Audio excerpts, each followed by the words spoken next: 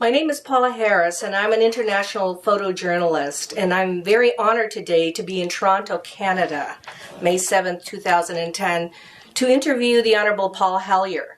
It's been a pleasure to return to Canada after my 2005 interview with Paul, when he talked about several controversial issues, one being the UFO question and the lack of transparency in the government cover-up. But today we are very honored because Paul has written 2 books, and we're going to discuss them on camera, and they are Light at the End of the Tunnel, A Survival Plan for the Human Species, and that's the book that will also encompass the ET UFO question, among other real serious world issues.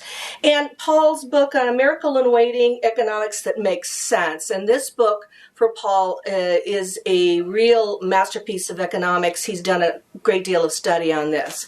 So these are the 2 books that have just been released, and the debut of these 2 books. And Paul has kindly consented to answer a few questions that all of us have for him. Paul, 2005 was an important year for you. Several things happened in 2005, the last time I was here. And since we're talking about Light at the End of the Tunnel, the book, was that part of your thinking in 2005 that you would come out with a book? And would you talk a little bit about that year? No, I at that time had no idea that I would write this book. It didn't take too long after that to decide that I wanted to write sort of a final book as a legacy. But in 2005, I was still getting over the death of my late wife, Ellen, and sort of living alone, and decided to ask the widow of my best friend ever, Bill Bussiere, if she would consider marrying me. She had been a widow for 10 years, and she said yes. So we planned our wedding for October the 1st, 2005, and that is the year that I really got interested in the extraterrestrial presence and technology.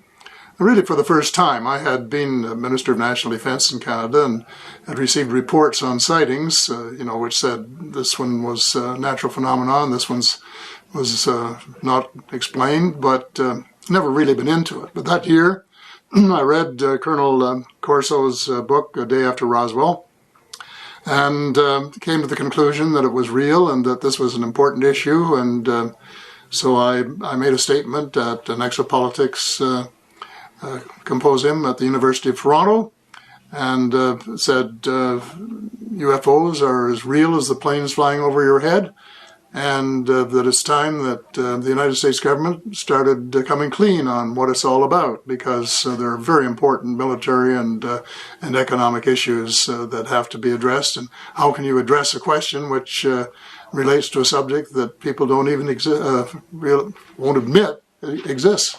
Can we pick up that last question, that last line? Yeah.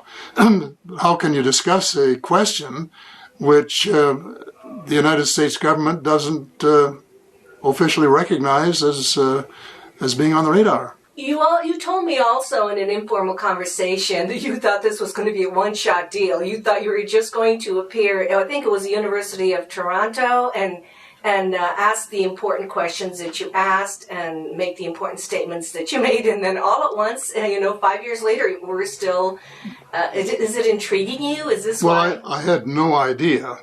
See, this speech was made just a week before I got married, and I asked my future bride if it was okay, and she was hesitant, she was reluctant.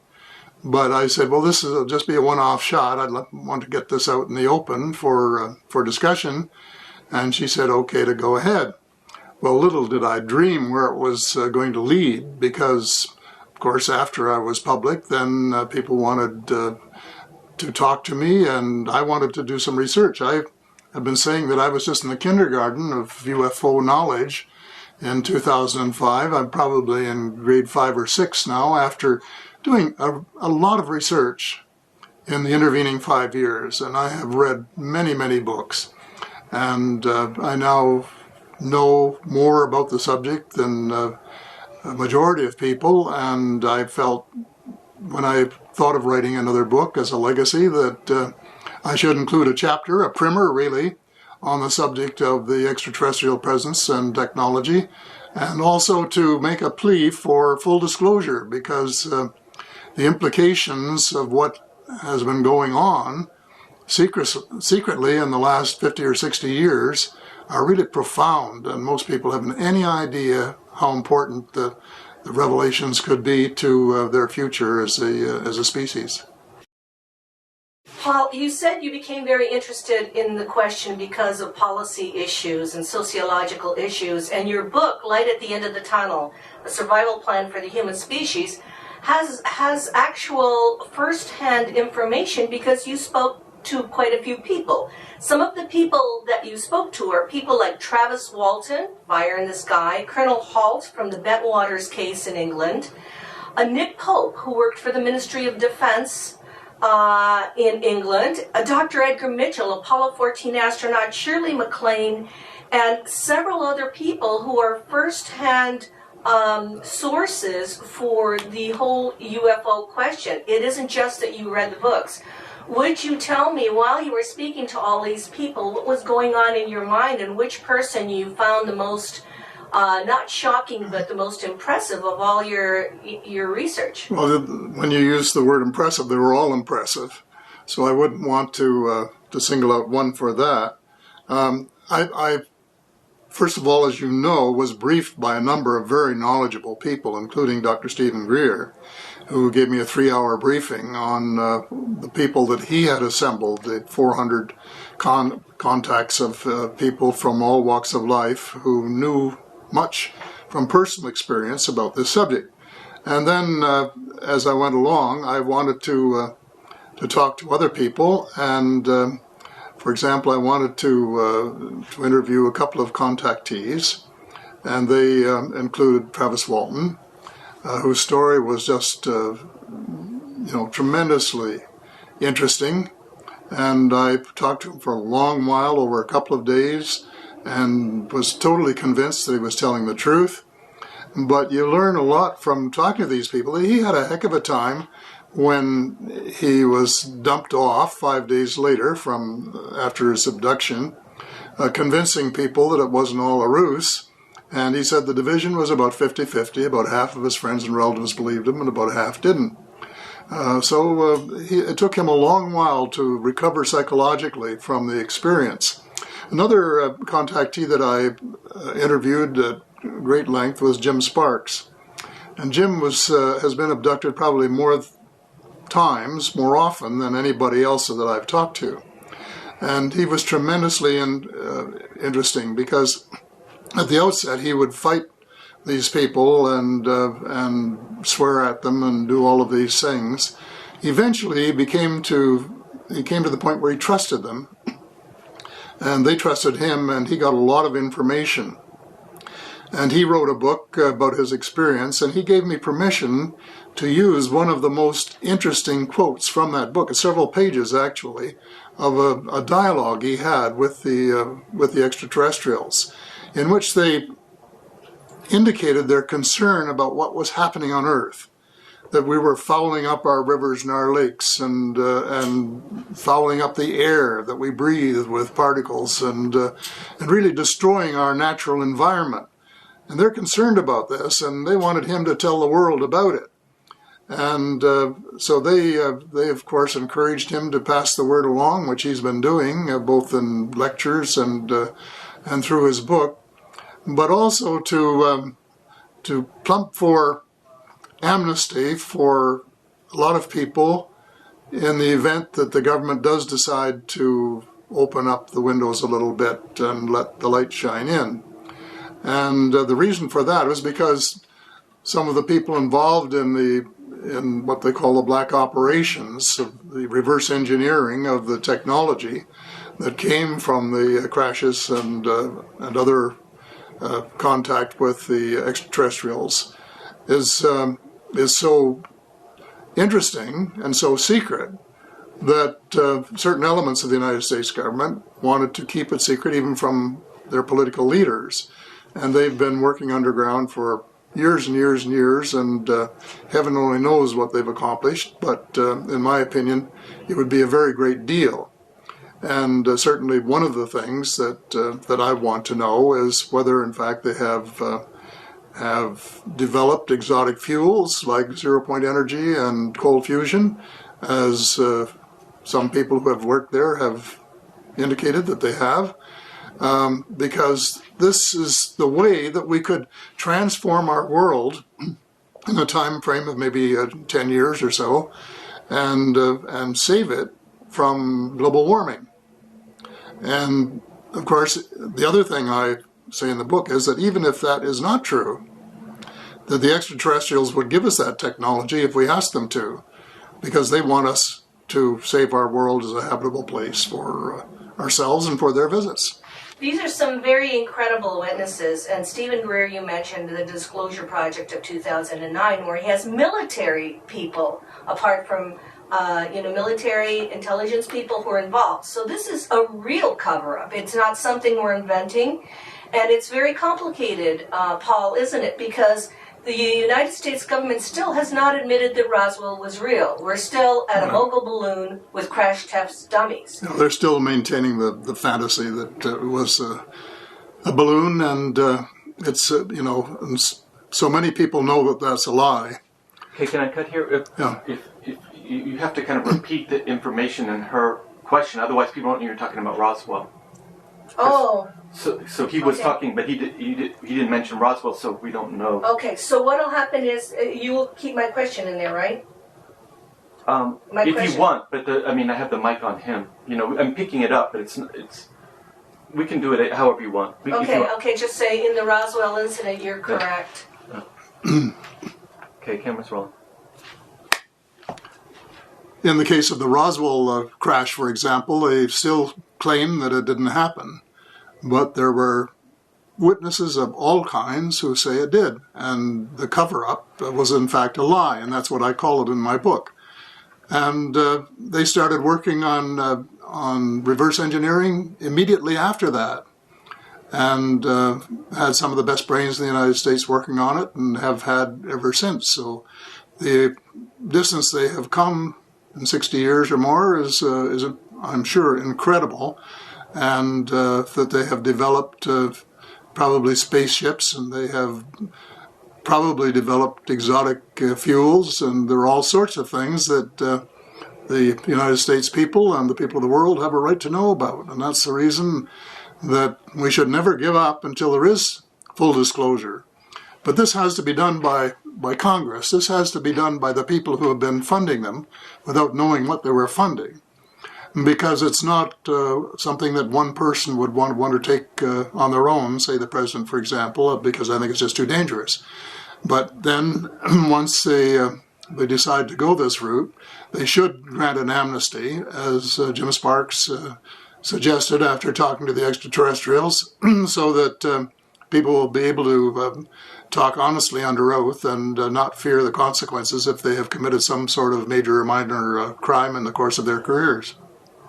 Now, Edgar Mitchell, Apollo 14 astronaut, has gone before the Washington Press Club and said Roswell was real, that he was briefed, plus the fact that we had the 2001 Disclosure Project in Washington, D.C., all those witnesses that Stephen Greer brought together.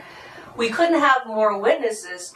What do you think is the blockage for full disclosure? And because other countries have come out with the fact that there is a UFO presence and that there are documents and there are sightings, other countries have done it. What do you think is the blockage? Well, the blockage, I think, is really a desire on the part of a very small group in the United States to keep a lot of secrets to themselves and not to share them with either other people in their own country or with the world. And why they're doing this, whether there's a financial advantage to the United States or financial advantage to the oil industry, for example, of keeping the existence of exotic fuels a secret, I can't say for sure. But I'm pretty sure that there's somebody that's benefiting or think that they're benefiting from the power or the advantage, monetary advantage, of maintaining this exclusive little club that they've got, which knows a lot of things that the rest of us don't know. Do you look at the whole extraterrestrial question as a benign question? Because people that are in the know are in two camps, good and bad, or evil and good extraterrestrial presence. How do you look at it? Is it not so that if it were not benign in some way, they may have done something to us long ago when we invented the atom bomb? Yeah, I think they're benign, but they're, as you well know, several species that we know about. And of course, the United States government sometimes has told people that there's one species that is not, but they never say who it is or which one, and consequently there's no way of checking it out without this kind of disclosure that we're demanding, because they may just be putting us on as an excuse for spending hundreds of billions of dollars to arm Earth against the extraterrestrials. And this is, I think, something that bothers me a lot or concerns me. Tell me, so many people in the know, like astronauts, military people, you as ex-Minister of Defense, want to address this question, and even the Vatican has come forth and made the statement that the ET is our brother and sister. How do you think that we can approach this with the general public so that there is no panic and no pressure and no change in the status quo? Or do you think there will be a change in the status quo? I think the public is prepared to accept it. Certainly if it is revealed in layers and not all in one fell swoop, because it takes getting used to. I went through this too. You start out knowing a little bit and saying, well, this is fine, and these people are benign, and they've got a lot to teach us. And one of the things that comes through loud and clear from all the research that I've done, that they are in fact more spiritual than we are, that we're less spiritually advanced than they are. And so we should look at them not as enemy, but as brothers and sisters, and try and work with them for our own benefit and theirs as well. But I think, you've have talked to a lot of people who realize that at some stage this UFO file was turned over to industry. And the U.S. government lost control of it. And ever since then, and it's a long time back, it goes right back to Eisenhower's day, and this was the reason he was so concerned about the military-industrial complex. He said that we should beware of them and keep an eye on them, because they would do things that were in their interests and not necessarily in our interests. And this, I believe, is exactly what has happened. That a small group of people benefit from this aura of fear. And you know Dr. Carol Rosin, as I do, and she worked with Werner von Braun for some time.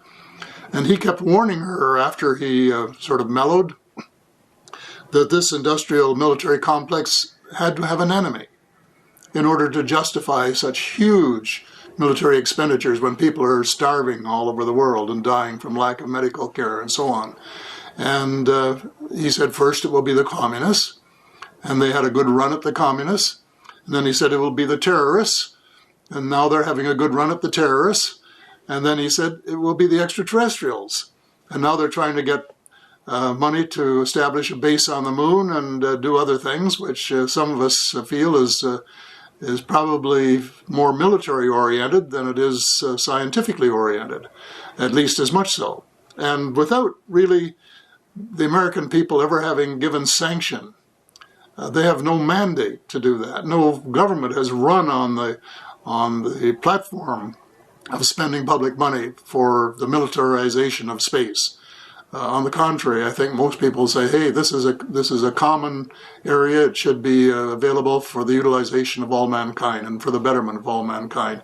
But we've got this roadblock as long as a small, well, I call them cabal in the book, who are the hardcore of the shadow government that everyone talks about, which I also talk about in the book, refuse to come clean, and I think that they're going to have to come clean at some stage, and Congress is the organization that's going to have to force them to do that.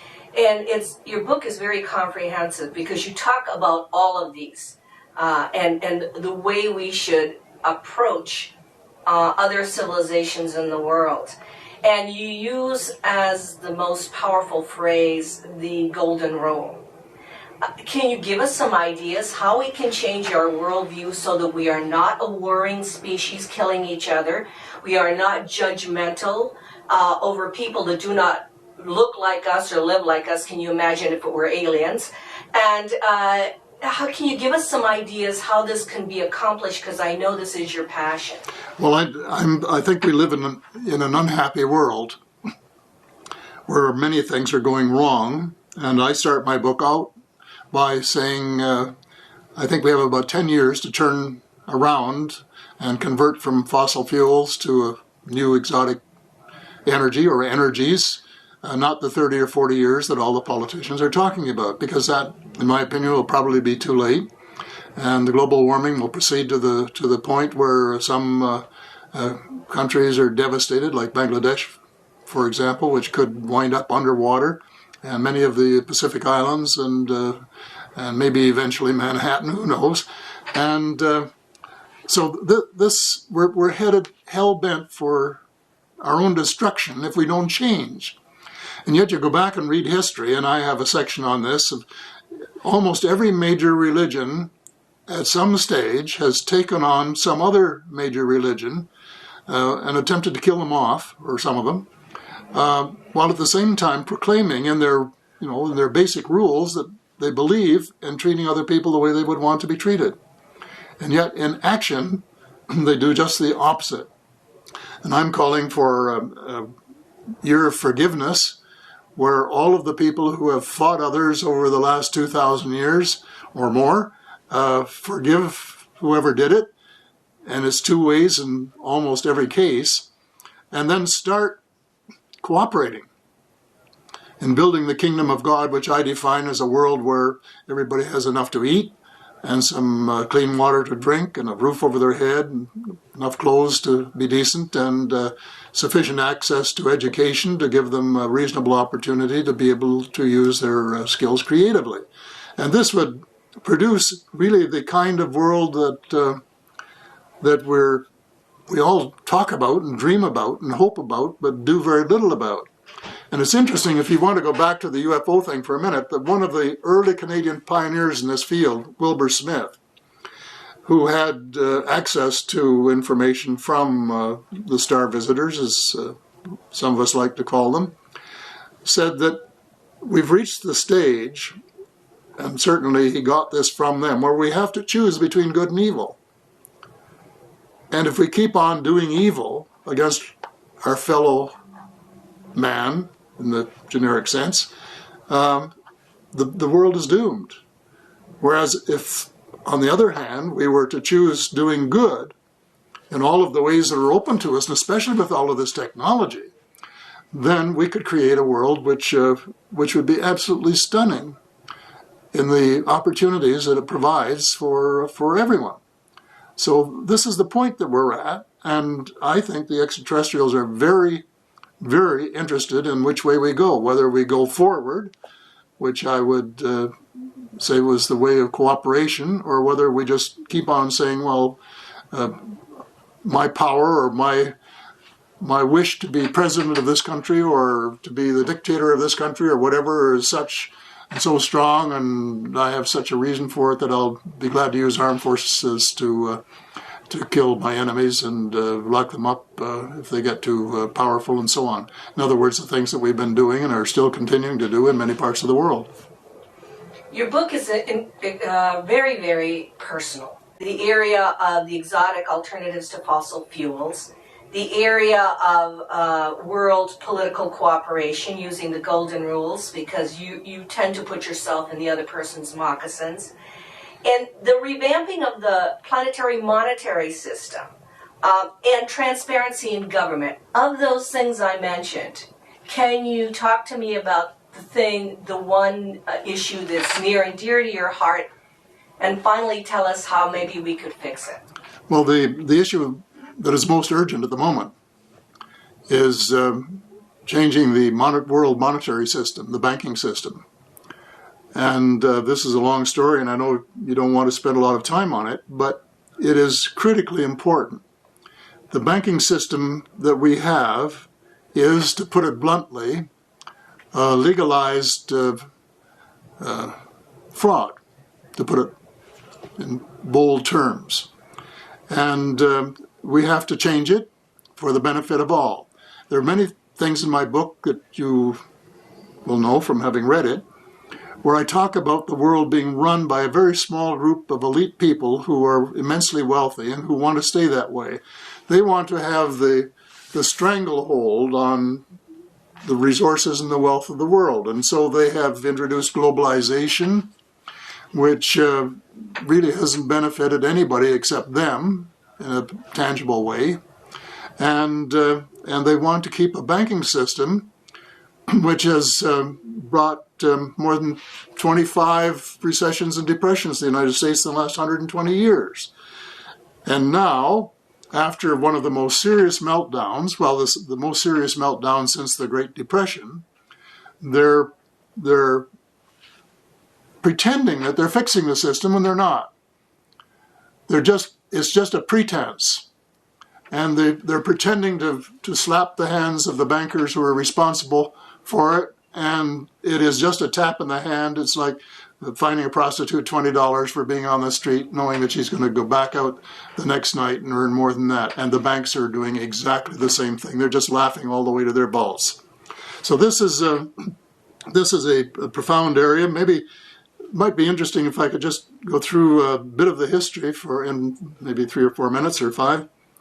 I just go back to the time when King William was fighting a war and ran out of money. Somebody said, well, one way to get some more money is to start a bank. So he got the rich people of England to subscribe £1,200,000 in gold and silver and lend it all to the government at 8%, which is a pretty high interest rate for a government guaranteed loan. But that's the way things go. And then to show their gratitude, the government allowed the bank to print another £1,200,000 in banknotes and lend it to their friends at high interest rates. So in other words, they were allowed to lend the same money twice. Well then, over the years, through the greed of the bankers and the cooperation, use a polite word, of politicians, that ratio has increased dramatically. In the early years of the 20th century, the federal banks in the United States had to have a gold reserve of 25%, which meant that they could lend the same money 4 times. In my early years in Canada, they had to have a cash reserve of 8%, which meant they could lend the same money 12.5 times. And today, with this new system of capital adequacy, which isn't really adequacy at all, it should be capital inadequacy, they are lending the same money 20 times and collecting interest on it each time. Now that is just legalized fraud. And the fact that a tiny minority of rich people can get away with it, I think, is a disgrace. So I've been saying we have to reduce that ratio of 20 to 1 to, say, 3 to 1, and reduce the amount of the proportion of money that banks create from nearly a monopoly to, I'm suggesting, 2/3, so that governments who own the patent on behalf of the people can print 1/3 of the money, 34% is the figure that I use in the book, and use that to balance their budgets and pay for health care and pay for the transition from an oil economy to something that would save the world from global warming, and do other things that are essential, you know, like providing basic food and shelter for people all over the world and giving the poor people a bit of a break. So this is what's got to happen. And I hope it happens sooner rather than later, because if it doesn't, then what is going to happen is that we'll go for another 5 or 10 or 15 years and have another meltdown. And a few more million people will lose their jobs and their houses and their businesses. And the thing goes on until somebody really does something about it. And it's going to take a lot of guts to stand up to the banking industry, because they're a tough bunch and they would spend billions to keep this from happening. But at the same time, it would be the greatest service to mankind that any leader or group of leaders could do. And I just hope and pray that they will get at it, try and understand how the system works, which very few people do, but which you can learn in a few hours, and then make the change and give the world a break. You have said in the beginning of the book that we are hell-bent on destruction, and you have also delineated a lot of the crisis in the planet, including the UFO cover-up and the economic problem and the spiritual problem that we do not accept each other and are still warring about this. If you were to give a message to the young people, a legacy that you wanted to leave, something that would help them change the status quo and enter this new world as you and I look at it, what would be your advice on a very basic level? My advice to the young people of the world would be, it has to start with individuals. I used to describe this sort of thing like a beach. If the majority of the grains of sand on the beach are clean, it will look beautiful, golden, and be very hospitable. If the majority are covered with oil slick, dirty, or translated into the wider problem, evil, or uncaring or self-centered, then you have a dirty beach, which is very unattractive. And that is much of what's going on in the world today. We have very little personal integrity. Every time you pick up a paper, somebody's ripping off somebody. The government officials are ripping off the people, or some people are trying to rip off the government by not paying their taxes or something to show that they're going in the opposite way to what we have to go. But this has to start with individual people, and it has to come from the bottom up, not from the top down, although I must say that, you know, good leadership is very important, and if you can get somebody with high moral and ethical standards at the top, this will rub off on some of the younger people. But basically, the young people have to change the world one at a time, individually, and try to make their motto to leave the world in a little better place than when they found it. And if everyone does that, they'll plant a tree or two, or pick up a can or two, or do whatever is necessary, donate $1 or $2 for somebody else that's in worse situation than they are. And then, if enough people do that, they will then put the political pressure on the leaders to make the macro changes that are essential to change the monetary system and to stop global warming and to do the other things that have to be done to, in effect, save the world.